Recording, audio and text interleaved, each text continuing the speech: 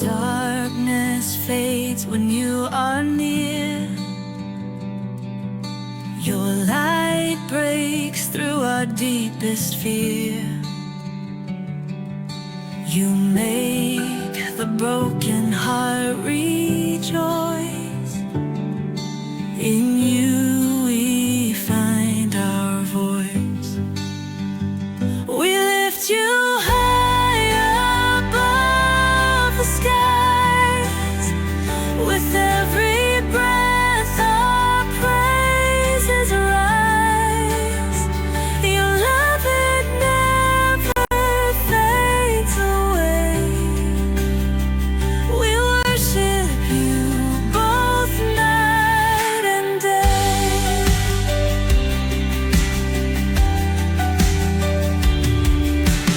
Chains are broken in your name. In you we are never the same.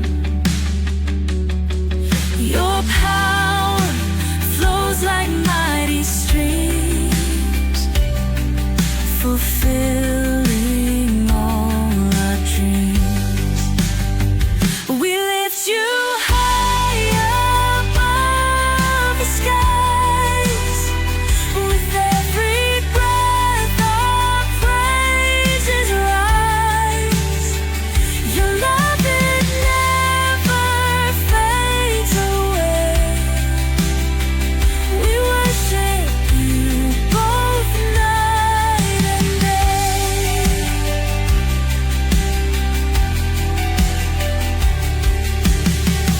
Your name is power, life, and peace.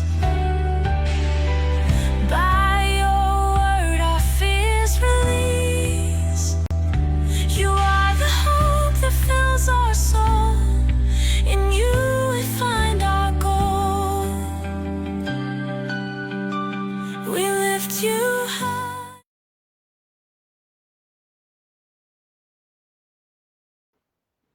Magandang gabi po mga kapatid. Muli, ito po ang inyong lingkod, Bishop Ray Aramis ng Christian Cathedral na laging nagtatanggol at nagtuturo ng katotohanan at nagtutuwid naman ng kamalian at kasinungalingan. Ngayong gabi, magpapatuloy po tayo sa ating aralin na natapos noong nakaraang Lunes ng gabi. Ang ating pong tema noong nakaraang Lunes ay ang tatlong persona o Trinity in the Old Testament. Ngayon naman tingnan natin, totoo bang may Trinity in the New Testament? Sapagkat ang sabi po ng mga kaibayo natin sa pananampalataya ay wala daw pong Trinity. At malabo pa raw sa pusit yung atin pong itinuturo. Mga kapatid, napakalinaw po sa banal na kasulatan na ang Diyos ay iisa pero may tatlong persona. At iyan po ang patutunayan natin ngayong gabi that God is three person in the New Testament. Bilang Trinitarian po. Ulitin ko po, we believe there is only one God with three distinct persons, Father, Son, and Holy Spirit. Hindi po three gods ang ating pinaniniwalaan, only one God. Kaya tayo po ay monotheistic. Ang pinag-aiba lang sa ating doktrina sa oneness at sa mga Unitarian ay ang person po natin ay three distinct person. Na ang ibig sabihin, ang Ama ay hindi ang Anak hindi ang Ama, ang Holy Spirit. Ang Holy Spirit ay hindi po ang Ama, hindi rin po ang Anak. But the three person is what made up of one God, one being. Para hindi niyo po kayo nalilito at hindi kayo mahirapan, kagaya ko po, ako po iisa. Pero tatlo pong components ko, I am spirit, I am soul, and I am body. My soul, my spirit, and my body are different sa bawat kalagayan po niya. Hindi po ang kaluluwa ko yung spirit ko, hindi po ang spirit ko ang kaluluwa ko, ganun din po lalo na ang ating katawan. Ayon sa 1 Juan 5:7 sa King James Translation ay ganito po ang nakasulat. May tatlong nagpapatotoo sa langit, ang Ama, ang Salita, at ang Banal na Espiritu. At ang tatlong ito ay iisa. Ano po ang maliwanag na sabi? Ang tatlong ito, Ama, Anak, ang salita na siyang anak at ang banal na espiritu ay iisa. Iisa lamang po ang Diyos, pero tatlo po ang persona. Again, verbatim, wala po yung word na Trinity, both Old and New Testament. But that doesn't mean na hindi mo nakita ay hindi existido. Kagaya po ng ating mga isip, di mo naman nakikita isip mo eh. Pero nakapag-iisip ka. At din nangangulugan, hindi mo nakikita ang isip mo, kaya ang utak mo, wala kang utak o wala kang isip. And the same with the word Trinity. Yung Trinity, yung word na Trinity, invention, para lalong maunawaan natin ang kalagayan ng iisang Diyos na nasa tatlong persona. Sapagkat itong word na Trinity ay nagamit po noon sa unang mga konsilyo. Para ano? At ginamit din po ito ni Tertullian para lalong maging maliwanag ano ba talaga ang Diyos na ating pinaniniwalaan. But that doesn't mean na wala yung word na Trinity, walang tatlong persona. Maliwanag po mga kapatid na nung nakaraang Lunes na maliwanag ko pong nailatag mula sa banal na kasulatan sa Old Testament ay meron pong Trinity. Ngayon, titingnan naman natin sa New Testament o sa Bagong Tipan na mas lalong naging maliwanag ang aral ng Trinidad. Una, nung panahon ng ating Panginoong Hesus ay binautismohan. Sa Matthew 3:16 and 17, ganito po ang nakasaad. Nang mabautismohan na si Jesus, kaagad siyang umahon mula sa tubig. Narito, ang mga langit ay nabuksan sa kanya. Nakita niyo man ang Espiritu ng Diyos na bumababang tulad ng isang kalapati at lumapag kay Jesus doon sa persona na umahon mula sa tubig. Narito ang isang tinig mula sa langit na nagsabi, ito ang pinakamamahal kong anak na labis kong kinalulugdan. Mga kapatid, ang tatlong persona ay nakita po natin nang ang Panginoong Hesus ay bautismohan, pagkaahon ni Jesus sa tubig, bumukas ang langit, bumaba sa kanya ang banal na espiritu sa wangis ng isang kalapati at nagsalita ang Ama sa langit. Itong tatlong persona na distinct ay present simultaneously. When we say simultaneous, sabay-sabay, sabayan. Nung ang Panginoong Hesus ay mabautismohan. Mga kapatid, kung maniniwala kayo sa aral na ang Ama ang naging Jesus na nagkatawang tao at ang Holy Spirit ang umakyat sa langit ay bumalik sa anyong Holy Spirit, malaki po problema natin. Kasi nakita natin yung tatlong persona present. Nandun ang anak na binautismohan, nandun po ang banal na espiritu na bumaba, at nandun ang Ama na nagsalita mula sa kalangitan. Simultaneous po. Kaya nung tinanong ko ang isang Juanes teacher, sabi niya, para hindi niya masagot kasi ang tatlong persona ay present simultaneously, ang sagot na lang niya sa akin ay, to God, nothing is impossible. Kasi kung hihimayin po talaga natin kung ang Amang naging anak, so ibig sabihin iniwan niya yung trono sa kalangitan at nagkatawang tao. Teka, hindi pa po siya umaakyat sa kalangitan. Bakit may Holy Spirit na?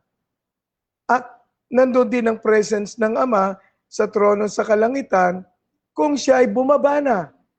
Kaya dilema po ang aabutin kung paniniwalaan natin yung turo ng tinatawag na modalism o one God, one person. Na yung one person na yon, una sa creation ay Ama, sa redemption ay Anak, at doon sa sanctification o regeneration ay ang Holy Spirit. Malaki po itong dilema, malaking problema na hindi po masasagot ng hindi naniniwala sa Trinity. Pagkatapos ito, si Jesus ay mabautismohan, bumaba sa kanyang Holy Spirit, magsalita ang Ama sa kalangitan. Ito po, Jesus was led by the Spirit in the wilderness. Maliwanag po, dalawang person ito. Yung anak, ginabayan ng Espiritu Santo doon sa ilang. Anong dahilan? Sabi rito na magkagayon, pinatubayan ng banal na Espiritu sa Jesus sa ilang upang tuksohin ng dyablo. Iba po yung ginabayan o pinatnubayan at iba rin naman yung banal na espiritu na pumatnubay. Hindi po sila one and the same person. They are two distinct person.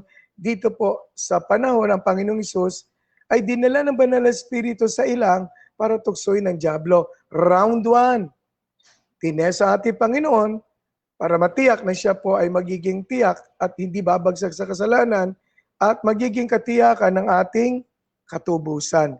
Kaya mga kapatid, iba ang Holy Spirit na pumatnubay. Iba ang anak na si Jesus na ikalawang persona na nagkatawang tao na pinatnubayan. Magkaiba po sila. Kaya dilema po ang aabutin kapag naniwala ka na ang Diyos isang person lang. Dito po maliwanag, dalawang persona po yan. Ang ginabayan at ang gumabay. At ang two person na to, Jesus and the Spirit, are two distinct person. Ulitin ko po, pag sinabi nating distinct, ang Ama, hindi ang Anak, hindi ang Holy Spirit. Ang Holy Spirit, hindi ang Anak, hindi ang Ama. At ang Anak, hindi ang Ama, hindi ang Holy Spirit. Hindi po sila three divided persons. Kundi three distinct persons. Pangalawa, doon sa huling oras ng ating Panginoon sa John 17:1-5. Ito po ang ating mababasa. Sinabi ni Jesus sa mga bagay na ito at tumingin siya sa langit at nagsabi, Ama, ang oras ay dumating na, luwalatin mo ang iyong anak at nang luwalatin ka rin naman ng iyong anak. Dalawang persona po ito, yung nananalangin na tumingin sa kalangitan at yung ama na nandoon sa trono na tinawag ng anak. Verse 2, kung paanong binagyan mo siya ng kapamahalaan sa lahat ng tao, sa gayon ding paraan, siya ay magbibigay ng buhay na walang hanggan sa lahat ng ibinigay mo sa Kanya. Verse 2, ang Panginoong Hesus ay kalawang person na nakikipag-usap sa Ama, sapagkat sabi niya, binigyan mo siya ng kapamahalaan sa lahat ng tao. At sa kapamahalang yaon, binigyan mo siya ng kapangyarihan na magbigay ng buhay na walang hanggan. So, paano magkakaroon ng buhay na walang hanggan? Verse 3, ito ang buhay na walang hanggan, ang makilala kanila, ang tanging Diyos na totoo, at si Jesucristo na iyong sinugo. Mga kapatid, ang verse 3 madalas kinukot ng ating isang kaibayo sa pananampalataya na ang Diyos lamang daw ay ang Ama. Hindi po natin ito dinidisregard o binabaliwala. Pero ang teksto, konteksto at ang syntax na lumalabas, ang verse 3 ay hindi patungkol sa Ama na tunay na Diyos lamang. Kundi ito po'y magkaroon ng buhay na walang hanggan.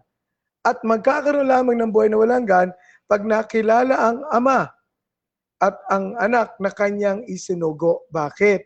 Sapagkat sa panahon ng Panginoong Jesus po'y nangangaral, ang kausap po niya yung mga Hudyo. Sabi ng mga Hudyo, hindi kami anak sa labas, ang Diyos ang aming Ama. Sabi ng Panginoon sa John 8:44, ang dyablo ang inyong ama.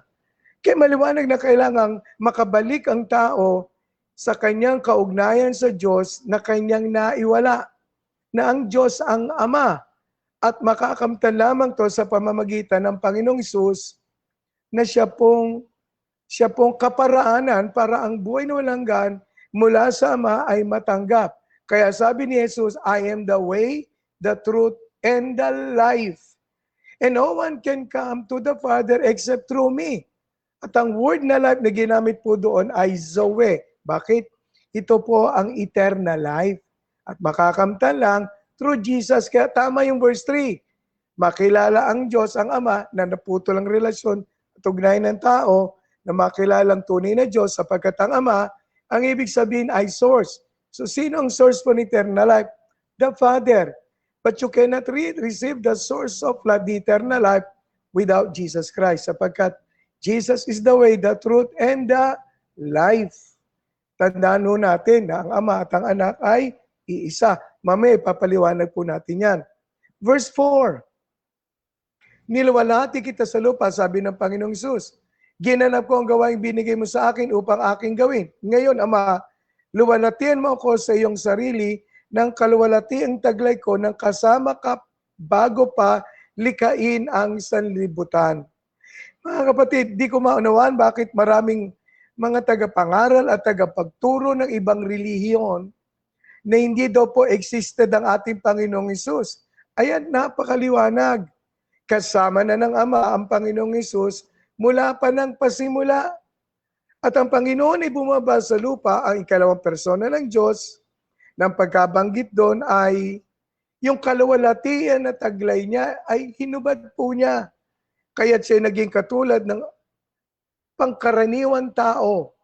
Gayon man yung kanyang pangkaraniwang tao, siya po'y tao, hindi po nabahiran ng kasalanan sapagkat sa unang round pa lang nagtagumpay po ang ating Panginoong Hesukristo. Pero existed na po ba siya? Opo, may existence na siya. Sabi niya na kaluwalhatian na nasa akin noong kita'y kasama pa. At nang bumaba, inubad niya ito para maging katulad po natin na tao na walang glory.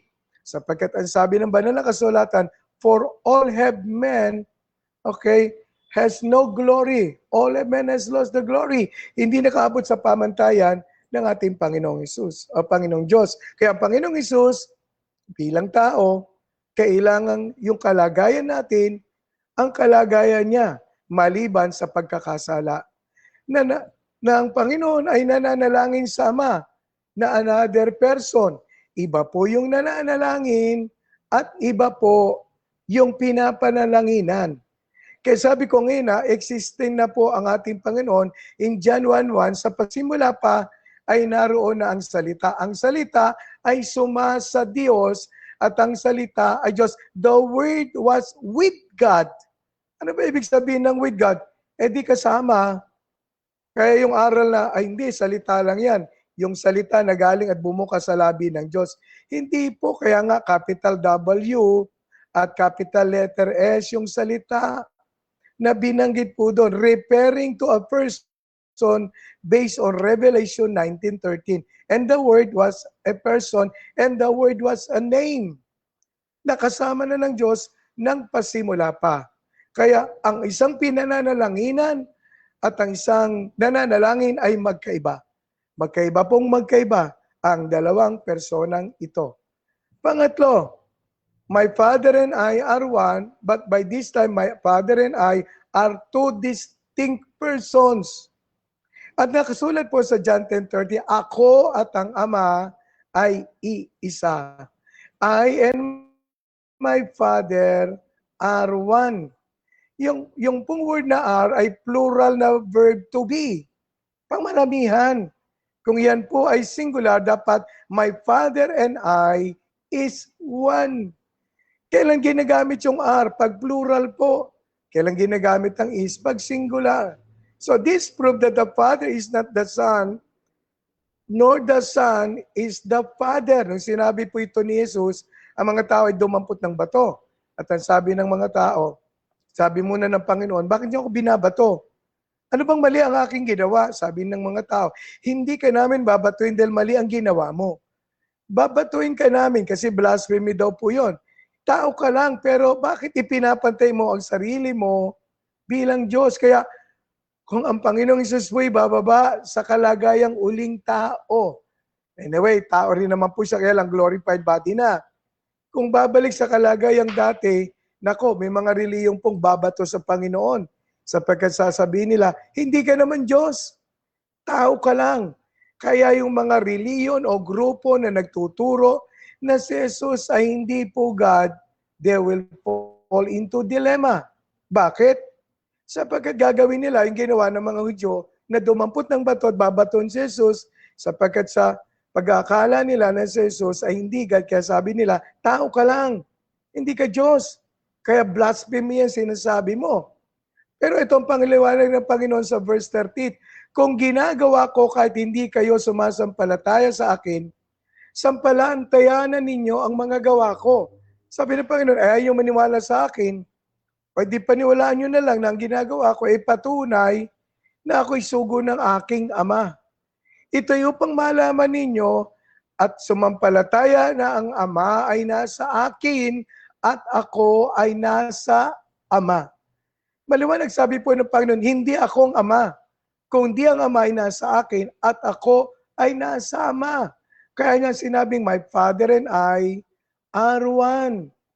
Now about the one, na Greek word na ginamit doon ay neuterhen, na ibig sabihin ay numeral 1 and unified or unity 1.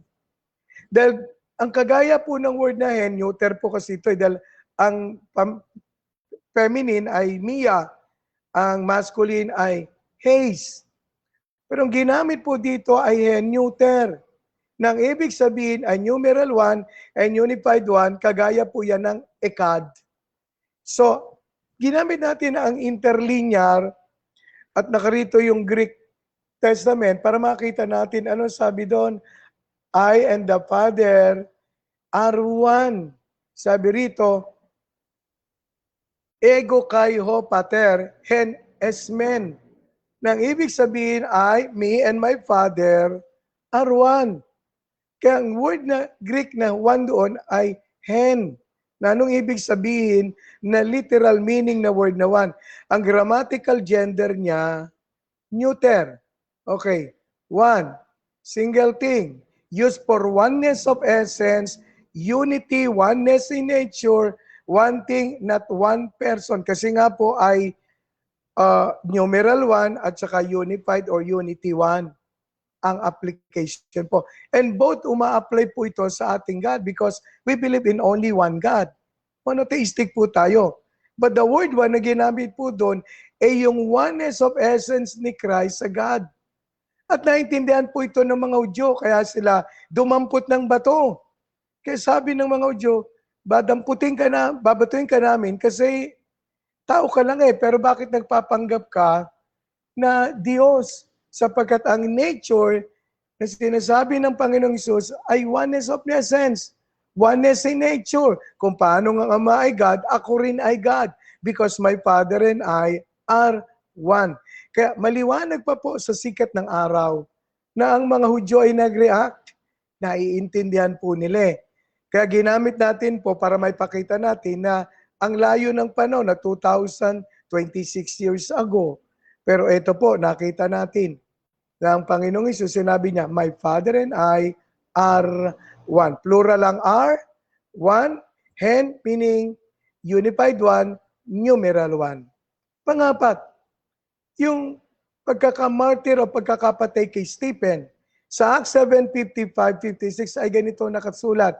Ngunit siya napuspos ng banal espiritu, referring to Stephen o Esteban, puspos daw po ng banal na espiritu. Nasaan ang Holy Spirit?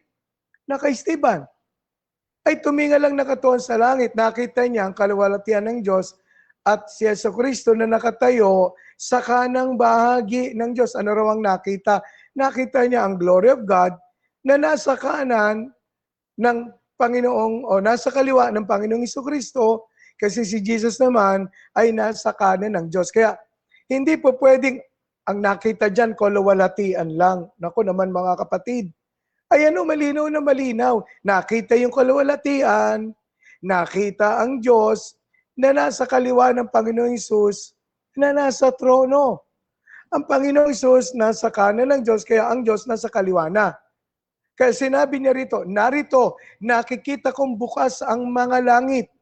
At ang anak ng tao ay nakatayo sa kanang bahagi ng Diyos.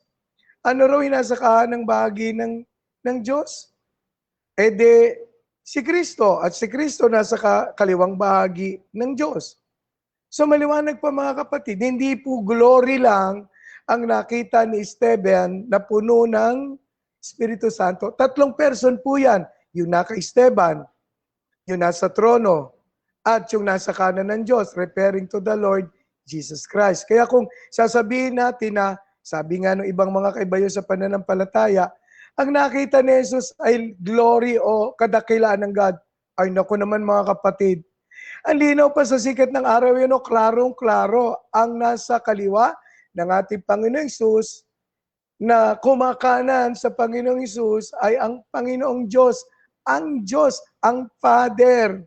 ang Son at ang Holy Spirit ay present. Si Stephen na puno ng Holy Spirit, nakita ang Panginoong Hesus na nasa kanan ng Ama. Na ang Diyos Ama nasa throne at sa kaliwa ng anak at sa kanan ng Ama ay walang iba kundi ang Panginoong Hesukristo. Mga kapatid, maliwanag pa at very, very clear na ito pong ating sinasabi ay very clear na mapakaliwanag ang three distinct persons ng one being o kaya ng one God. Ang Holy Spirit na kay Esteban, ang Ama nasa trono sa kalangitan, ang Anak nasa kanan ng Ama, nasa kanan ng ating Diyos. Malinaw pa po sa sikat ng araw, ang ating Panginoong Hesus ay existido na at hindi lamang po yon, three person ay hindi po mapasusubalian. Another one ay nang pasimula sa John chapter 1 verse 1 to 3. Sa pasimula pa ay naroon na ang salita. Ang salita ay sumasa Diyos at ang salita ay Diyos. Mga kapatid, the Word was with God. Sumasa Diyos. At yung Word na yon ay God. Maliwanag pa sa sikat ng araw. Siya ay sumasa Diyos nang pasimula pa. Kaya nga inulit na sa verse 2. Kasi sabi ng iba, ay hindi, word lang yan na maliit na yan yung salita ng Ama. Tunay po na ang God ay nagsalita, let there be light. But the word was spoken through the Son because the expression and manifestation and revelation of God is Jesus the Son who is the Word.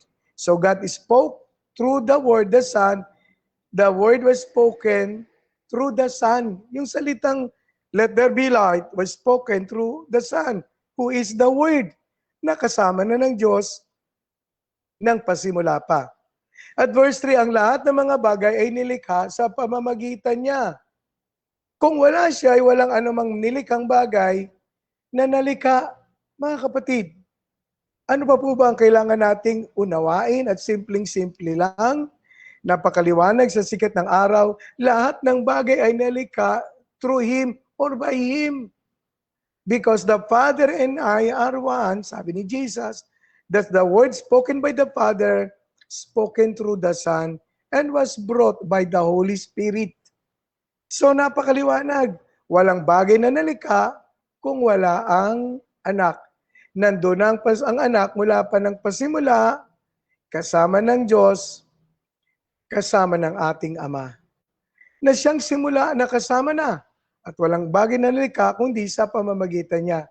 So ang person of God and the person of God and the one who is God na yung prostonteon, sabi ng John 1:1, yung salita na sumasa Diyos at ang Diyos na sinasama ng salita ay two distinct or two different person. So they are not the same and one person. Kasi nga nilinaw, nang pasimula ang salita ay Diyos at siya ay kasama na ng Diyos. So the Word is with the Father from the very beginning. Nang ang salita ay maging laman. In John verse 14, hinubad niya ang kanyang pagkakapantay sa Diyos. And He emptied Himself of the glory that was with the Father, na kanya pong hinihiling kanina sa John 17:5, Ama, luwalatiin mo ang iyong anak. At inihiling ko yung kawalatian na meron ako ng kasama pa kita. Ito po yung time na yon, particularly on the day of creation. He was with God. The Word, the world, and the heavens and the world were created from the Father, from God, through the Word, by the power of the Holy Spirit. So His prayer to the Father is to glorify Him with the glory with Him, with the glory He was with the Father before the world was. Bago po nalikha ang mundo, iniling niya yung kalwalatian ay maibalik sa Kanya. Sapagkat ito po'y kasama niya at nasa Kanya nung kasama niya ang Ama. Ngayon, Ama, luwalatian mo ako sa iyong sarili ng kalwalatian. Taglay ko nang kasama ka bago pa likain ang sanlibutan. John 17:5, maliwanag po mga kapatid, ang ating Panginoon ay existido na. So here we see the two persons, the Father and the Son. Ang tanong, nasa ng Holy Spirit? Simple lang, ang Holy Spirit, nung panahon na yon, ay bumaba sa ating Panginoong Jesucristo. Ang Holy Spirit was with Jesus. Ang Father, nasa heaven, nasa throne.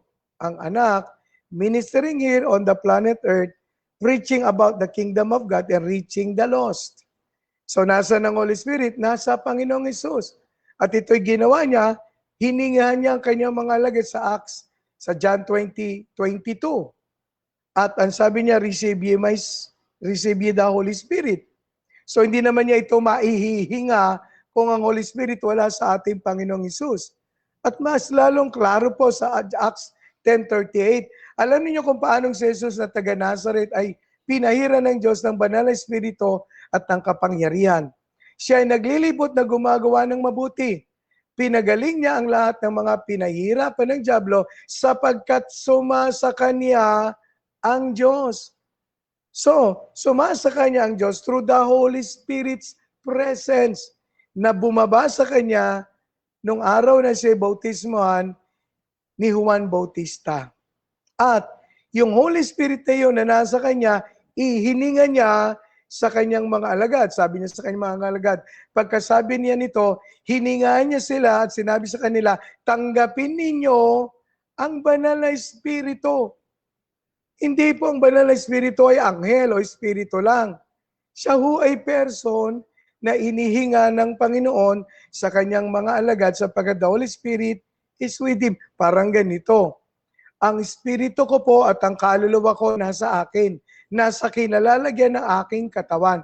And on the day I die, aalis po ito. At maiiwan ng aking katawan, ang tawag ay bangkay na siyang ililibing saan po? Sa libingan o sa sementeryo. Ang Holy Spirit, ganun din po at ang Panginoong Hesus. Three persons, one being o one God. Ang naiwan na person sa heaven, ang Father. Ang dalawang persona nandito sa lupa, ang Panginoong Hesus at ang Holy Spirit nasa Kanya. So maliwanag po sa sikat pa ng araw, ng banal na Espiritu, ang Panginoong Hesus ang nasa lupa. Ngayon, kung tatanungin niyo po, nasaan ang Panginoong Hesus? Nasa kalangitan po, nasa kanan ng Ama. Ang Holy Spirit na lamang po ang nandito na kasama natin na bumaba ng araw ng Pentecostes. So, ang Holy Spirit, ang person na nandito na presence ng God na tinatawag na Spirit of Christ or Spirit of God. Kaya sa ating pagwawakas, ganito po ang ating masasabi, maging sa bagong tipan, lalong pinatunayan ng God ay three person. Maliwanag pa sa sikat ng araw that there is one God in three distinct persons, the Father, the Son, and the Holy Spirit. Nawa, naging malinaw at maliwanag po ito sa mga ayaw tumanggap ng one God in three persons. Kaya ang akin pong hamon sa mga Unitarian at sa mga Oneness, bakit hindi nyo po reviewin ang inyong mga pananampalataya o doktrina base sa banal na kasulatan? Hindi po base sa inyong denominasyon o maling paniniwala o interpretasyon. Subukan po ninyo mga talata na ating binuksan at hindi po kayo babagsak sa dilema. Iba ang Ama, iba ang Anak, iba ang Espiritu. One God in three distinct persons. Magandang gabi po at pagpalain po tayo ng ating Panginoong Hesus, ng ating Diyos, ngayon at magpakailanman. Amen, amen, at amen. Okay, so shoutout muna mga kapatid sa ating nasa live. At nandyan lagi si Mary Joy Geronimo, si Fe Villanueva. Shoutout din kay Amelia Miguel, kay Julieta Cabrera. Shoutout din mga kapatid kay Erna Salonga. Dito din kay Flore Aramis, Eva Caranog. Bishop, bukod sa Kristiyano, meron bang ibang religion na maliligtas at bakit? Basta tinanggap nila yung pananampalataya gaya ng Efeso 2:8 na sa biyaya kayo naligtas sa pamamagitan ng pananampalataya. Hindi sa mabubuting gawa. Kasi iyon yung pinaka-premise ng ating salvation, lalo na yung Romans 10:9 and 10. If you confess Jesus is Lord, believe in your heart that He was risen from the dead on the third day, you will be saved. Ang wala kasing religion na makapagliligtas kundi ang Panginoong Jesucristo lang. Kung kinikilala mo ang Panginoong Jesus na Lord and Savior at nag-resurrect on the third day, na premise ng salvation, na ang tawag doon ay biyaya, ay matatanggap sa pamamagitan ng gawa. So, walang religyong makapagliligtas. Ulitin ko po, ang tunay na religion ay walang iba lang kundi ang Panginoon Jesucristo na Diyos na nagkatawang tao, na ipinahayag sa buong sanlibutan at pinatotohanan sa pamamagitan ng salita at ng mga anghel. Wala pong ibang paraan ng kaligtasan. Kaya kung religion, frankly sasabihin ko po, it's not about religion that brings salvation. It's the person. And that person is none other than the Lord Jesus Christ. Yun ang ating katugunan, Bro Rasha. Okay, shoutout din mga kapatid dito kay syempre Amy Alfonso, kay Tumali Filay, dito kay Jennifer Elorza, shoutout din mga kapatid kay Robbie Reyes at kay Rose. Shoutout din mga kapatid kay Sally, kay Theodora at kay Marife at kay Isa Isistio, shoutout sa kanya. At dito kay Alice, hello po, good evening po dyan sa Pinas, watching from KSA. Yan. At dito din kay question ni Amy Alfonso, ang Holy Spirit at Diyos Ama, magkaiba po ba? Ito po ba ang Holy Spirit ang susuguin para maging mang-aaliw? Yes, there are two distinct person. Ang Ama, first person, second person yung nagkatawang tao, at third person ng ating Panginoong Hesus. Yung isusuguin, tama, yun yung Holy Spirit. Kaya yung Spirit ng God at saka yung Holy Spirit ay two distinct person. Hindi sila iisa. Though the Holy Spirit ay tinatawag na Spirit of Christ, Spirit of God, iyon yung Holy Spirit, distinct person sa Father at saka sa Son. Ang Holy Spirit is a person. Kaya magkaiba sila na distinct person. Hindi sila magkaibang Diyos, iisa lang ang Diyos. But in three distinct persons, the Father, the Son, and the Holy Spirit, na lagi kong sinasabi, para hindi kayo malito sa Trinity, na simplest analogy na may paliwanag natin, ang analogy ng Trinity ay ang composition ng man. One being, one man, in three components, spirit, soul, and body. Ang spirit, hindi ang soul.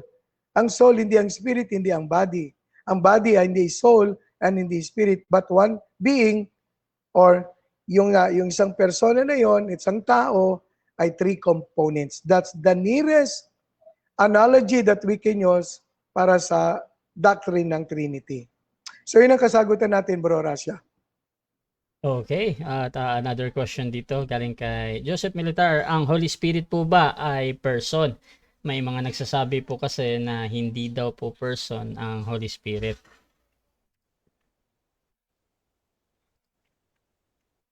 Yes. Naputol ka, Bro Rasha. But let me say directly, yes. Ang Holy Spirit ay person. Kaya nga, siya yung third distinct person. The Father, the Son, and the Holy Spirit. So, susunod na Lunes, pag-uusapan po natin na ang Holy Spirit ay person. Kaya kung yung may nagsasabing ang Holy Spirit ay hindi person, hindi ko alam kung saan nilang aral o doktrinang kinuha yan. Sapagkat ang person ay dapat may mind, may will, at may emotion. Ang Holy Spirit, meron yan. Ang Father, Son ay meron ding mind, will, and emotion. Kaya three distinct person. So directly sasabihin natin, yes, ang Holy Spirit is a person. Sapagkat siya ay maliwanag na itinuturo ng banal na kasulatan, hindi siya basta espiritu lang. Siya ay person, three distinct or third distinct person ng one God. Ulitin ko po, one God, three distinct person, Father, Son, and Holy Spirit. And He is the third person of the one God. Yun ang ating katugunan, Bro Rasha. Okay, tanong dito ni Brother Ron Fernando. Sabi niya, question, Bro Rasha, since may distinction yung tatlong person nyo. Ang tanong ko, yung Spirit of Christ ba iba sa Holy Spirit? Yung Spirit of Christ, as a person, yung second distinct person, meron siyang sariling spirit, kagaya kasi tao siya. As human, meron siyang spirit, soul, and body. Ngayon, yung Holy Spirit naman yon, another distinct person. Na pagdating sa Romans chapter 8, sinasabi doon, siya ay Spirit of God and Spirit of Christ. Pero si Jesus as human, iba yung spirit niya as human at iba naman yung spirit na Holy Spirit na third distinct person. Kaya kung pag-iisahin nila yon, kaya nga magkakaproblema ang oneness, may dilema sila. Iba yung nananalangin sa pinalalalanginan. At iba rin yung anak na binabaan ng Holy Spirit na tao, yung Jesus, na may spirit, soul, and body. Kasi you can only be human when you have spirit, soul, and body. So may spirit si Jesus as human at yung Holy Spirit na bumaba sa kanya na third distinct person, ibang spirit yun. Yun yung Holy Spirit na third person na bumaba sa pagiging tao sa katauhan ng ating Panginoong Jesucristo. So magkaiba yon. Yung Espiritu ni Kristo, ni Jesus, at yung Espiritu ng Holy Spirit. But the Holy Spirit at the same time, sa Romans chapter 8, ay tinatawag ding Espiritu ng God at Spirit of Christ. But they are two distinct person, three distinct person, Father, Son, and Holy Spirit. So, para mas maging malinaw, iba yung Espiritu ni Jesus sa Espiritu ng Holy Spirit. Yun ang ating kasagutan, Bro Rasha. Question dito galing kay Celso Reyes. Good evening po. Kung ang pangalan ng Ama ay Yahweh, ang anak ay Jesus, ano naman po ang sa Holy Spirit?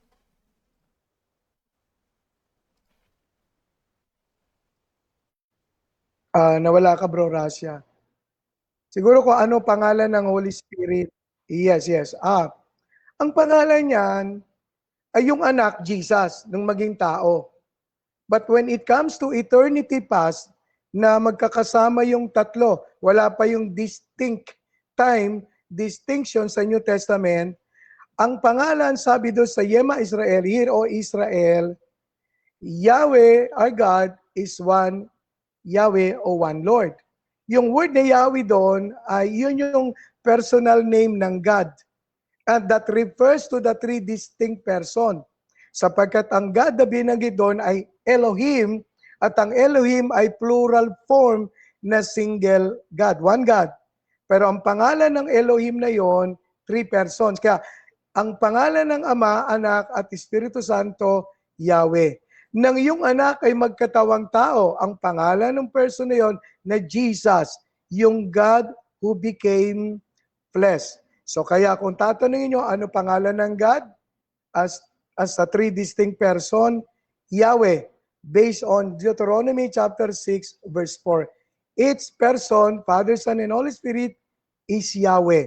But when the Son became human, His name, as Jesus, ay Jesus, when God, the second person, became human.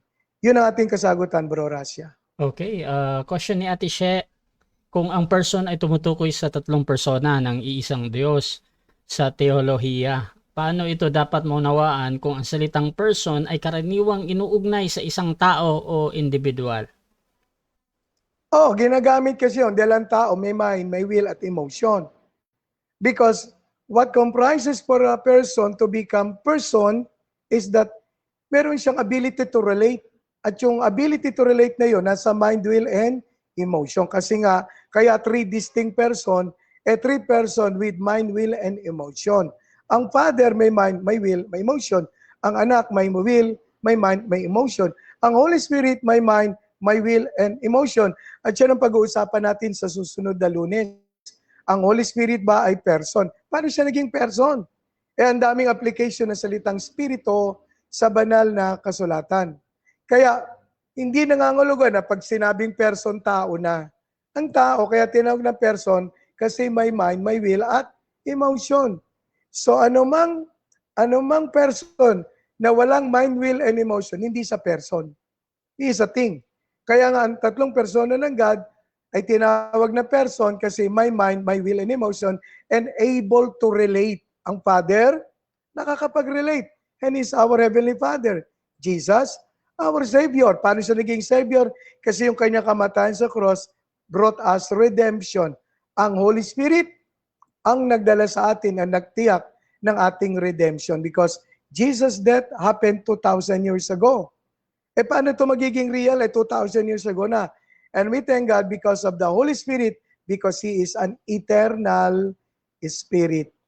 Kaya, yun ang ating kasagutan doon sa katanungan, paano Holy Spirit? Hindi po ang three persons ng God ay three divided persons, kundi three distinct person. Yun ang ating katugunan, Bro Rasha. Okay, sabi ni Fe Villanueva, speaking in tongue po ba ay ang evidence that you have the Holy Spirit? Well, speaking in tongues is an evidence that you have the gift of the Holy Spirit. Marami ang gift ng Holy Spirit. Isa dyan, pagsasalita ng wika na kailangan i-interpret kung gagamitin mo sa congregation. May mga usages of speaking tongues, Bro Rasha. Kagaya ng kailan may speaking tongues during baptism, during operation ng gift, during the time na mayroong manifestation para sa non-believer, at during the time ng gagamitin sa yung gift na equivalent niya ay prophecy, merong interpretation. At during the baptism na nag-speak in tongues. So, ang palatandaan ng tao may Holy Spirit ay sapagkat meron siyang fruit ng Holy Spirit. Hindi lang ang gifts kasi spectacular gift yan eh. Mga kakaiba at kapansin-pansin or miraculous gift na a person will be amazed. Pero ang palatandaan talaga that a person has the Holy Spirit, he has the fruit of the Holy Spirit, the 9 fruit. Love, joy, peace, goodness, kindness, na siya nagdadala sa kanya para siya ma-transform into another person or a new person. Because sabi ni 2 Corinthians 5:17, if any man is in Christ, he is a new creation. So, whether you speak in tongues or not, you have the Holy Spirit because you were transformed by the Holy Spirit. Yung speaking in tongues is a gift for those who are baptized, for those who have the gift, and for those who manifest the gift of tongues in a spectacular way.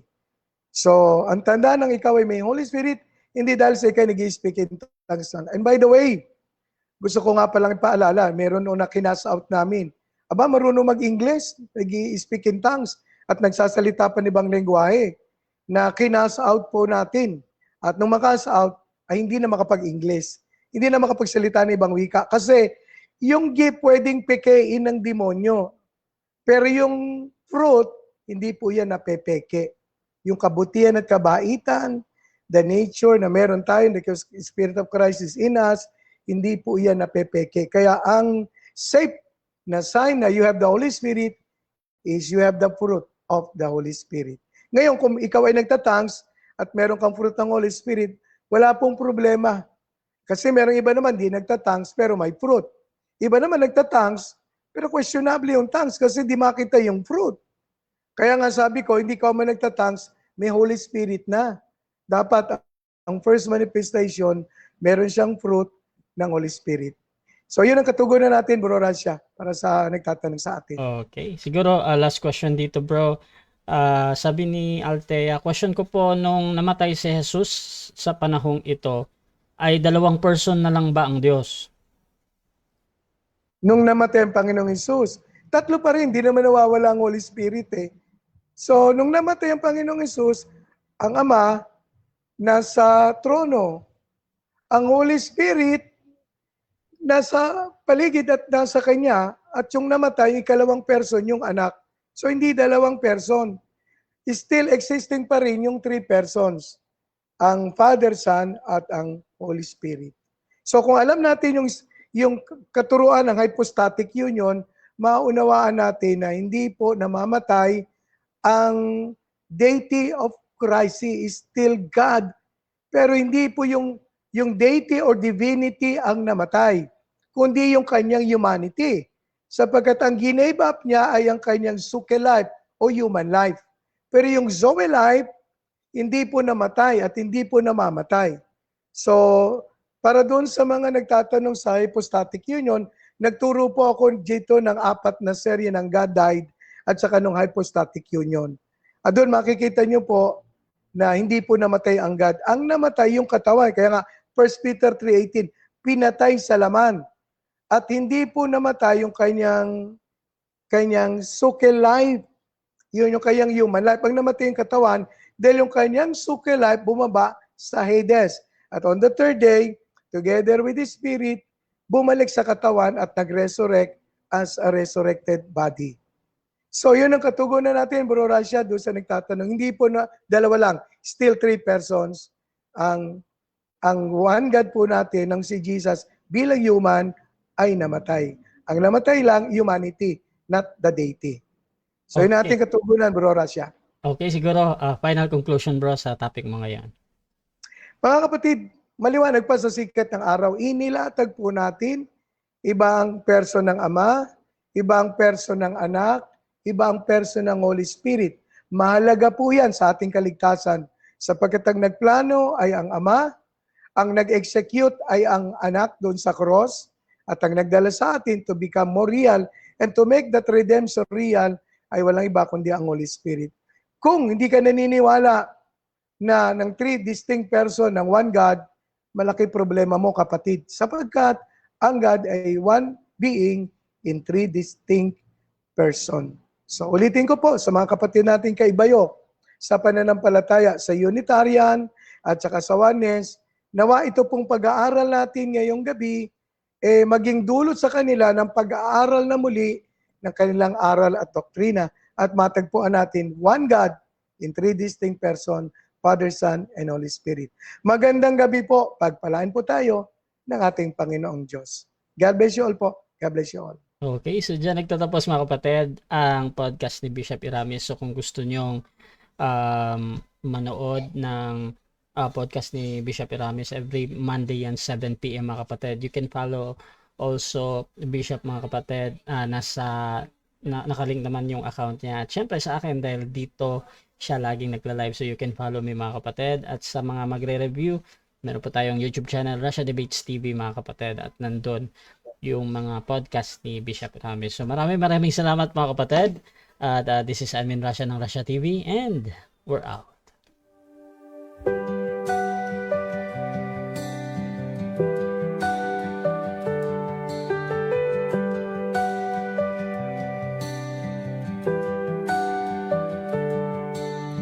Darkness fades when you are near.